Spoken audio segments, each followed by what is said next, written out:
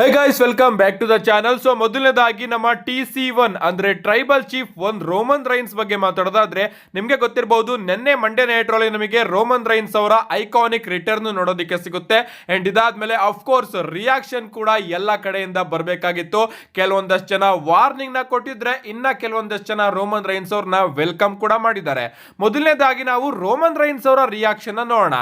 Roman Reigns ಅವರು return ಆದ ಕೂಡಲೇ ಈ ಒಂದು ವಿಡಿಯೋನ ಅವರು ಇನ್ಸ್ಟಾಗ್ರಾಮ್ ಅಲ್ಲಿ ಅಪ್ಲೋಡ್ ಮಾಡ್ತಾರೆ. ನೀವು ಇಲ್ಲಿ ನೋಡ್ತಾ ಇರಬಹುದು, ಸಿಕ್ಕಾಪಟ್ಟೆ ಸ್ಟೈಲಿಶ್ ಆಗಿರ್ತಕ್ಕಂತಹ ಔಟ್ಫಿಟ್ ನ ನಮ್ಮ ರೋಮನ್ ರೈನ್ಸ್ ಅವರು ಹಾಕೊಂಡಿದ್ದಾರೆ.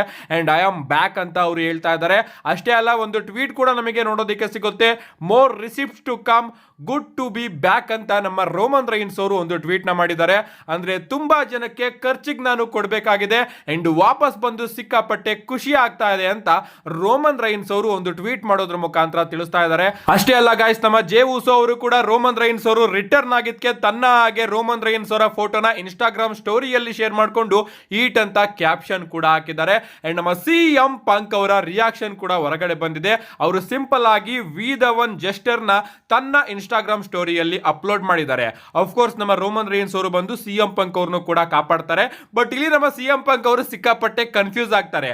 ಅದ್ಯಾಕಪ್ಪ ಅಂದ್ರೆ ರೋಮನ್ ರೈನ್ಸ್ ಅವರು ಜೆ ಉಸೋನ ಮಾತ್ರ ಕೈ ಹಿಡಿದು ಮೇಲ್ಗಡೆ ಎತ್ತುತ್ತಾರೆ, ಬಟ್ ನಮ್ಮ CM ಪಂಕ್ ಅವರು ಕೈ ಕೊಡ್ತಾರೆ, ಬಟ್ ರೋಮನ್ ರೈನ್ಸ್ ಅವರು ಎತ್ತೋದಕ್ಕೇನೆ ಬರೋದಿಲ್ಲ. ಇಲ್ಲಿ ನಮ್ಮ CM ಪಂಕ್ ಅವರು ಸಿಕ್ಕಾಪಟ್ಟೆ ಕನ್ಫ್ಯೂಸ್ ಆಗ್ತಾರೆ. ಇವನ್ ಯಾಕೆ ನನ್ನನ್ನ ರಿಸೀವ್ ಮಾಡ್ತಾ ಇಲ್ಲ, ನನ್ನನ್ನ ಮೇಕ್ ಎತ್ತೋಕೆ ಸಹಾಯ ಮಾಡ್ತಾ ಇಲ್ಲ ಅಂತ.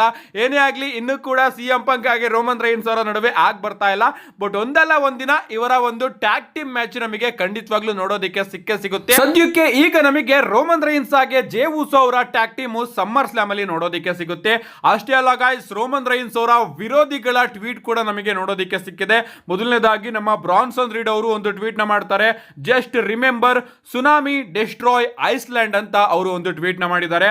ಅಂದ್ರೆ ಸ್ವಲ್ಪ ನೆನಪಿರ್ಲಿ ನಿಮಗೆ, ಸುನಾಮಿ ಏನಾದ್ರೂ ಬಂದ್ರೆ ನಿಜವಾಗ್ಲೂ ಐಲ್ಯಾಂಡೇ ನಾಶ ಆಗುತ್ತೆ ಅಂತ. ಅಂಡ್ ನಮ್ಮ ಪಾಲ್ ಲಿಮೆನ್ ಅವರ ಟ್ವೀಟ್ ಕೂಡ ನೀವು ಇಲ್ಲಿ ನೋಡ್ತಾ ಇರಬಹುದು. Just landed home in New York, it was suppose to be Bron Breakers night, we are going to nuke the island of relevancy ಅಂತ ನಮ್ಮ ಪಾಲ್ ಲಿಮೆನ್ ಅವರು ಒಂದು ಟ್ವೀಟ್ ನ ಮಾಡಿದ್ದಾರೆ. ಅಂದ್ರೆ ಅವರು ಹೇಳ್ತಾ ಇದ್ದಾರೆ, ಈಗ ತಾನೇ ನಾವು ಮನೆಗೆ ಬಂದು ಲ್ಯಾಂಡ್ ಆಗಿದ್ದೀವಿ ಅಂಡ್ ಇವತ್ತಿನ ದಿನ ಬ್ರಾನ್ ಬ್ರೇಕರ್ ಅವರ ದಿನ ಆಗ್ಬೇಕಾಗಿತ್ತು, ಪರವಾಗಿಲ್ಲ, ನಾವು ಇನ್ ಮುಂದೆ ಐಲ್ಯಾಂಡ್ ಆಫ್ ರೆಲೆವೆನ್ಸಿನ ನಾಶ ಮಾಡ್ತೀವಿ, ಅದ್ರ ಮೇಲ್ಗಡೆ ನ್ಯೂಕ್ಲಿಯರ್ ಬಾಂಬ್ ನ ಹಾಕ್ತೀವಿ ಅಂತ ನಮ್ಮ ಪಾಲ್ ಲಿಮೆನ್ ಅವರು ತಿಳಿಸ್ತಾ ಇದ್ದಾರೆ. ಸೊ ವಾರ್ನಿಂಗ್ ಕೂಡ ನಮ್ಮ ಪಾಲ್ ಲಿಮೆನ್ ಅವರು ಕೊಟ್ಟಿದ್ದಾರೆ. ಅಂಡ್ ಸಮ್ಮರ್ ಸ್ಲಾಮ್ ಕೇವಲ 3 ವಾರ ದೂರ ಇದೆ. ಸೊ ಸ್ಟೋರಿಯಲ್ಲಿ ಈಗ ಮಜಾ ಬರುತ್ತೆ. ನೆಕ್ಸ್ಟ್ ಅಪ್ಡೇಟ್ ಕಡೆ ಬರೋದಾದ್ರೆ, ಈಗ ಸದ್ಯಕ್ಕೆ WWE ಅಲ್ಲಿ ಯಾರ್ಯಾರ ಬಳಿ ಯಾವ್ಯಾವ ಚಾಂಪಿಯನ್ಶಿಪ್ ಇದೆ ಅಂತ ನೋಡ್ಕೊಂಡು ಬರೋದಾದ್ರೆ, ಮೊದಲನೇದಾಗಿ ಆಫ್ ಕೋರ್ಸ್ ನಮ್ಮ ಸಿನೇಷನ್ ಲೀಡರ್ ಜಾನ್ ಸಿನಾ ಅವರ ಬಳಿ WWE ಅನ್ಡಿಸ್ಪ್ಯೂಟೆಡ್ ಚಾಂಪಿಯನ್ಶಿಪ್ ಇದೆ. ಅಂಡ್ ನಮ್ಮ ಗಂತರ್ ಅವರ ಬಳಿ ವರ್ಲ್ಡ್ ಹೆವಿವೇಟ್ ಚಾಂಪಿಯನ್ಶಿಪ್ ಇದೆ. ಸೋಲೋ ಸಿಕೋವಾ ಅವರ ಬಳಿ ಯುನೈಟೆಡ್ ಸ್ಟೇಟ್ ಚಾಂಪಿಯನ್ಶಿಪ್ ಇದೆ. ಡಾಮಿನಿಕ್ ಮಿಸ್ಟೀರಿಯೋ ಅವರ ಬಳಿ ಇಂಟರ್ಕಾಂಟಿನೆಂಟಲ್ ಚಾಂಪಿಯನ್ಶಿಪ್ ಇದೆ. ಅಂಡ್ ಫಿನ್ ಬ್ಯಾಲರ್ ಹಾಗೆ JD ಮೆಕ್ಡೊನಾಗ್ ಅವರು WWE world tag team champions ಆಗಿದ್ರೆ, ಈ ಕಡೆ ವೈಟ್ ಸಿಕ್ಸ್ ಅವರು WWE ಟ್ಯಾಗ್ ಟೀಮ್ ಚಾಂಪಿಯನ್ಸ್ ಆಗಿದ್ದಾರೆ. ಇನ್ನ ವಿಮೆನ್ಸ್ ಡಿವಿಷನ್ ಗೆ ಬರೋದಾದ್ರೆ, ನಮ್ಮ ಸ್ಟಿಫನಿ ಸ್ಟಾಟನ್ ಅವರ ಬಳಿ WWE ವಿಮೆನ್ಸ್ ಚಾಂಪಿಯನ್ಶಿಪ್ ಇದೆ. ನಯೋಮಿ ಅವರ ಬಳಿ WWE women's world heavyweight championship ಇದೆ. ರೊಕೈಲಾಗೆ ರಾಕ್ಸಿನಿ ಪ್ರೀಸ್ ಅವರು ವಿಮೆನ್ಸ್ ಟ್ಯಾಗ್ ಟೀಮ್ ಚಾಂಪಿಯನ್ಸ್ ಆಗಿದ್ರೆ, ಬೆಕ್ಕಿ ಲಿಂಚ್ ಅವರು ವಿಮೆನ್ಸ್ ಇಂಟರ್ಕಾಂಟಿನೆಂಟಲ್ ಚಾಂಪಿಯನ್ ಆಗಿದ್ದಾರೆ. ಅಂಡ್ ನಮ್ಮ ಜೂಲಿಯಾ ಅವರು ವಿಮೆನ್ಸ್ ಯುನೈಟೆಡ್ ಸ್ಟೇಟ್ ಚಾಂಪಿಯನ್ ಆಗಿದ್ದಾರೆ. ನಿಜವಾಗ್ಲೂ ಈ ಒಂದು ವಿಚಾರ ನನಗೆ ಮರ್ತೋಗಿತ್ತು. ನಮ್ಮ ಜೂಲಿಯಾ ಅವರು ವಿಮೆನ್ಸ್ ಯುನೈಟೆಡ್ ಸ್ಟೇಟ್ ಚಾಂಪಿಯನ್ಶಿಪ್ ನ ಗೆದ್ದಿರೋದೇ ನಾನು ಮರ್ತ್ಕೊಬಿಟ್ಟಿದ್ದೀನಿ. ಇವರು ಕೂಡ WWE ಅಲ್ಲಿ ಚಾಂಪಿಯನ್ ಆಗಿದ್ದಾರೆ. ನೆಕ್ಸ್ಟ್ ಅಪ್ಡೇಟ್ ಕಡೆ ಬರೋದಾದ್ರೆ, ಇದಿರ್ತಕ್ಕಂಥದ್ದು ನಮ್ಮ ಗೋಲ್ಡ್ಬರ್ಗ್ ಅವರ ಬಗ್ಗೆ. ನಿಮಗೆ ಗೊತ್ತಿರಬಹುದು, ಸ್ಯಾಟರ್ಡೆ ನೈಟ್ ಮೇನ್ ಇವೆಂಟ್ ಅಲ್ಲಿ ನಮ್ಮ ಗೋಲ್ಡ್ಬರ್ಗ್ ಅವರು ತನ್ನ ಲಾಸ್ಟ್ ಮ್ಯಾಚ್ ಅಲ್ಲಿ ಕಂಪೀಟ್ ಮಾಡೋದ್ರ ಮುಖಾಂತರ WWE ಕಂಪನಿಯಿಂದ ಅಫಿಷಿಯಲ್ ಆಗಿ ತನ್ನ ರಿಟೈರ್ಮೆಂಟ್ ನ ಅನೌನ್ಸ್ ಕೂಡ ಮಾಡಿದ್ದಾರೆ. ಅಂಡ್ ಆ ಒಂದು ಮ್ಯಾಚ್ ಯಾವ ರೀತಿ ಇತ್ತು ಅಂತ ನಿಮಗೆ ಗೊತ್ತಿರಬಹುದು. ಅಂಡ್ ಆ ಒಂದು ಮ್ಯಾಚ್ ಅಲ್ಲಿ ನಮ್ಮ ಗೋಲ್ಡ್ಬರ್ಗ್ ಅವರು ರೆಫರಿಗೆ ಸ್ಪಿಯರ್ ನು ಕೂಡ ಹಿಟ್ ಮಾಡ್ತಾರೆ. ರೆಫ್ರಿ ಪಾಪ ಬೇರೆ ಯಾರು ಅಲ್ಲ, ನಮ್ಮ ಚಾರ್ಲ್ಸ್ ರಾಬಿನ್ಸನ್. ಅಂಡ್ ರೀಸೆಂಟ್ ಆಗಿ ಇವರ ಒಂದು ಟ್ವೀಟ್ ನು ಕೂಡ ನೀವು ಇಲ್ಲಿ ನೋಡ್ತಾ ಇರಬಹುದು. ಗೋಲ್ಡ್ಬರ್ಗ್ ಅವರು ಆ ಒಂದು ಸ್ಪಿಯರ್ ಆಗ್ತಾರಲ್ಲ, ಅದರಿಂದ ನನ್ನ ರಿಪ್ಸ್ ಅಲ್ಲಿ ಕ್ರ್ಯಾಕ್ಸ್ ಉಂಟಾಗಿದೆ, ಆದ್ರೂ ಕೂಡ ಪರವಾಗಿಲ್ಲ ಗೋಲ್ಡ್ಬರ್ಗ್, ನಾನು ಸ್ಮ್ಯಾಕ್ ಡೌನ್ ಗೆ ಬರ್ತಾ ಇದ್ದೀನಿ ಅಂತ ಅವರು ಒಂದು ಟ್ವೀಟ್ ಮಾಡಿ ತಿಳಿಸಿದ್ದಾರೆ. ಏನೇ ಆಗಲಿ ಗೈಸ್, ನಮ್ಮ ಗೋಲ್ಡ್ಬರ್ಗ್ ಅವರ ಸ್ಪಿಯರ್ ಇಂದ ನಿಜವಾಗ್ಲೂ ಕೂಡ ರಾಬಿನ್ಸನ್ ಅವರಿಗೆ ಕಂಕಷನ್ ಆಗಿತ್ತಂತೆ ಆ ಒಂದು ಜಾಗದಲ್ಲಿ. ಅಂಡ್ ಅವರ ರಿಪ್ಸ್ ಅಲ್ಲೂ ಕೂಡ ಸ್ವಲ್ಪ ಡ್ಯಾಮೇಜ್ ಆಗಿದೆಯಂತೆ. ಅಂಡ್ ಆದ್ರೂ ಕೂಡ ಈಗ ಅವರು ರಿಕವರಿ ಆಗಿದ್ದಾರೆ. ಅಷ್ಟೇ ಅಲ್ಲ, ನೀವೆಲ್ಲರೂ ಕೂಡ ಗಮನಿಸಿದ್ರೆ ನಮ್ಮ ಗೋಲ್ಡ್ಬರ್ಗ್ ಅವರು ಆ ಒಂದು ರಿಟೈರ್ಮೆಂಟ್ ಸ್ಪೀಚ್ ನ ಕೊಡಬೇಕಾದ್ರೆ WWE ಅವರು ಆ ಒಂದು ಶೋನ ಅರ್ಧಕ್ಕೆ ನಿಲ್ಲಿಸ್ಬಿಡ್ತಾರೆ.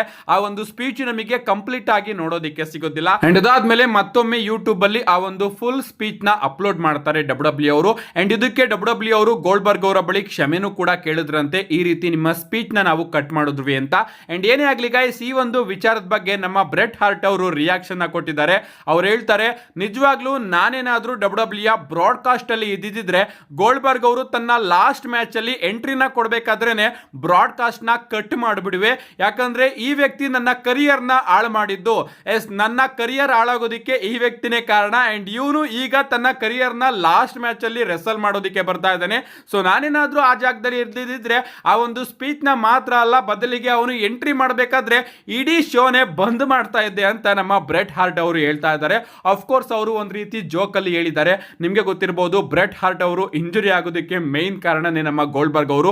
ಇವರು ರಿಯಲ್ ಆಗಿ ಅವರಿಗೊಂದು ಸೂಪರ್ ಕಿಕ್ ನ ಹೊಡೆದ್ ಬಿಟ್ಟಿರ್ತಾರೆ. ಅಂಡ್ ಅದರಿಂದ ಅವರ ಕರಿಯರ್ ಹಾಳಾಗಿರುತ್ತೆ.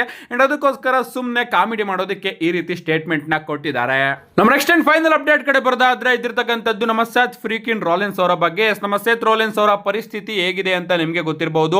ಅಂಡ್ ಕಳೆದ ವಿಡಿಯೋದಲ್ಲಿ ನಾನು ನಿಮಗೆ ತಿಳಿಸಿದ್ದೆ, ನಿನ್ನೆ ವಿಡಿಯೋದಲ್ಲಿ ನಮ್ಮ ಸೆತ್ ರಾಲಿನ್ಸ್ ಅವರು ಎವಲ್ಯೂಷನ್ 2 ನ ಬ್ಯಾಕ್ ಸ್ಟೇಜ್ ಅಲ್ಲಿ ನಮಗೆ ನೋಡೋದಕ್ಕೆ ಸಿಗ್ತಾರೆ. ಅಂಡ್ ಅದರಲ್ಲಿ ಅವರು ಕ್ರಚಸ್ ಗಳನ್ನ ಇಟ್ಕೊಂಡು ಓಡಾಡ್ತಾ ಇದ್ರು ಅಂತ ಅಪ್ಡೇಟ್ ಬಂದಿತ್ತು, ನಾನು ಕೂಡ ನಿಮಗೆ ತಿಳಿಸಿದ್ದೆ. ಅಂಡ್ ರೀಸೆಂಟ್ ಆಗಿ ಒಂದು ಫೋಟೋ ಕೂಡ ವೈರಲ್ ಆಗ್ತಾ ಇದೆ, ನೀವು ಇಲ್ಲಿ ನೋಡ್ತಾ ಇರಬಹುದು. ಇಲ್ಲಿ ನಮ್ಮ ಸೆತ್ ಫ್ರೀಕಿನ್ ರಾಲಿನ್ಸ್ ಅವರು ಯಾವುದೋ ಜಾಗದಲ್ಲಿ ಇದ್ದಾರೆ. ಐ ಥಿಂಕ್ ಎವಲ್ಯೂಷನ್ ಜಾಗನೇ ಅನ್ಕೋತೀನಿ, ಅಥವಾ ಅವರು MRI ಸ್ಕ್ಯಾನ್ಗೂ ಕೂಡ ಹೋಗ್ತಾ ಇರಬಹುದು. ಅಂಡ್ ಇಲ್ಲೂ ಕೂಡ ಅವರು ಕ್ರಚಸ್ ಗಳನ್ನ ಇಟ್ಕೊಂಡಿದ್ದಾರೆ. ನಿಜವಾಗ್ಲೂ ಎಷ್ಟು ಸೀರಿಯಸ್ ಅಂತ ನನಗಂತೂ ಗೊತ್ತಾಗ್ತಾ ಇಲ್ಲ. ಸಿಕ್ಕಾಪಟ್ಟೆ ಸೀರಿಯಸ್ ಅಂತ ಅಪ್ಡೇಟ್ ಗಳು ಬರ್ತಾ ಇದೆ. ನಮ್ಮ ಪಾಲಿಮಿನ್ ಅವರು ಕೂಡ ಅದ್ರ ಬಗ್ಗೆ ಯಾವುದೇ ರೀತಿಯ ವಿಚಾರನ ಶೇರ್ ಮಾಡ್ಕೊಂಡಿಲ್ಲ. ನಮ್ಮ ಟ್ರಿಪಲ್ ಎಚ್ ಅವರು ಕೂಡ ಹೇಳಿದ್ದಾರೆ ಅದು ಅಷ್ಟೊಂದೇನು ಚೆನ್ನಾಗಿ ಕಾಣಿಸ್ತಾ ಇಲ್ಲ ಅಂತ. ಅಂಡ್ ರೀಸೆಂಟ್ ಅಪ್ಡೇಟ್ ಏನಪ್ಪಾ ಅಂದ್ರೆ ನಮ್ಮ ಸೆತ್ ರಾಲಿನ್ಸ್ ಅವರು ಈ ಒಂದು ಇಂಜುರಿಯಿಂದ ರಿಕವರಿ ಆಗೋದಕ್ಕೆ 4 ರಿಂದ 5 ತಿಂಗಳು ಬೇಕಂತೆ. ಸೊ ಒಂದು ಒಳ್ಳೆ ವಿಚಾರ ಏನಪ್ಪಾ ಅಂದ್ರೆ ನಮ್ಮ ಪಾಲಿಮಿನ್ ಅವರು ಕ್ಲಿಯರ್ ಮಾಡಿದ್ದಾರೆ, ಸೆತ್ ರಾಲಿನ್ಸ್ ಅವರ ಬಳಿ ಮನಿ ಇನ್ ದ ಬ್ಯಾಂಕು ಇದ್ದೇ ಇರುತ್ತೆ. ಯಾಕಂದ್ರೆ ಅವ್ರ ಬಳಿ ಮುಂದಿನ ವರ್ಷ ಜೂನ್ ತನಕನೂ ಕೂಡ ಕ್ಯಾಶ್ ಇನ್ ಮಾಡೋದಕ್ಕೆ ಟೈಮ್ ಇದೆ ಅಂತ. ಸೊ ಈ ಒಂದು ಇಂಜುರಿನೇ ಏನಾದ್ರೂ ಡಬ್ಲ್ಯೂ ಅವರು ತನ್ನ ಸ್ಟೋರಿ ಲೈನ್ ಅಲ್ಲಿ ಇನ್ವಾಲ್ವ್ ಮಾಡ್ಕೊಂಡ್ರೆ ಯಾರು ಕೂಡ ಎಕ್ಸ್ಪೆಕ್ಟ್ ಮಾಡದೇ ಇರತಕ್ಕಂತಹ ಜಾಗದಲ್ಲಿ ನಮ್ಮ ಸೆತ್ ರಾಲಿನ್ಸ್ ಅವರು ಸಡನ್ ಆಗಿ ರಿಟರ್ನ್ ಆಗಿ ಮನಿ ಇನ್ ದ ಬ್ಯಾಂಕ್ ನ ಕ್ಯಾಶ್ ಇನ್ ಮಾಡಬಹುದು. ಅಂಡ್ ಮತ್ತೊಮ್ಮೆ ಹೈಸ್ಟ್ ಆಫ್ ದ ಸೆಂಚುರಿ ನಮ್ಮೆಲ್ಲರಿಗೂ ಕೂಡ ಕೊಡಬಹುದು. ರಸಲ್ ಮೇನಿಯಾದಲ್ಲೂ ಕೂಡ ಸೆತ್ ರಾಲಿನ್ಸ್ ಅವರು ಕ್ಯಾಶ್ ಇನ್ ಮಾಡ್ತಾರೆ ಅಂತ ಯಾರು ಅನ್ಕೊಂಡಿರ್ಲಿಲ್ಲ. ಅಂಡ್ ಅವರು ಬಂದು ಕ್ಯಾಶ್ ಇನ್ ಮಾಡಿದ್ರು. ಅಂಡ್ ಈಗ ಎಲ್ಲರೂ ಕೂಡ ಸೆತ್ ರಾಲಿನ್ಸ್ ಇಂಜುರಿಯಿಂದ ಡಬ್ಲ್ಯೂ ಕಂಪನಿಯಿಂದ ಹೊರಗಡೆ ಇದ್ದಾರೆ ಅಂತ ಅನ್ಕೊಂಡ್ಬೇಕಾದ್ರೇನೆ ಸಡನ್ ಆಗಿ ನಮ್ಮ ಸೆತ್ ರಾಲಿನ್ಸ್ ಅವರು ಯಾವ್ದಾದ್ರು ಒಂದು ಬಿಗ್ ಇವೆಂಟ್ ಅಲ್ಲಿ money in the bank cash in ಕೂಡ ಮಾಡುವಂತಹ ಚಾನ್ಸಸ್ ಇದೆ. ಡಬ್ಲ್ಯೂ ಅವರು ಇದನ್ನ ಸರಿಯಾಗಿ ಯೂಸ್ ಮಾಡ್ಕೊಂಡ್ರೆ ಮಾತ್ರ. ಕಾದ್ ನೋಡೋಣ ಅವರ ರಿಟರ್ನ್ ಯಾವಾಗ ಆಗುತ್ತೆ ಅಂತ. ಸದ್ಯಕ್ಕೆ ಬೇಗ ರಿಕವರಿ ಆಗ್ಲಿ ಅಂತ ಕೇಳ್ಕೊಳ್ಳೋಣ. See you guys in my next video.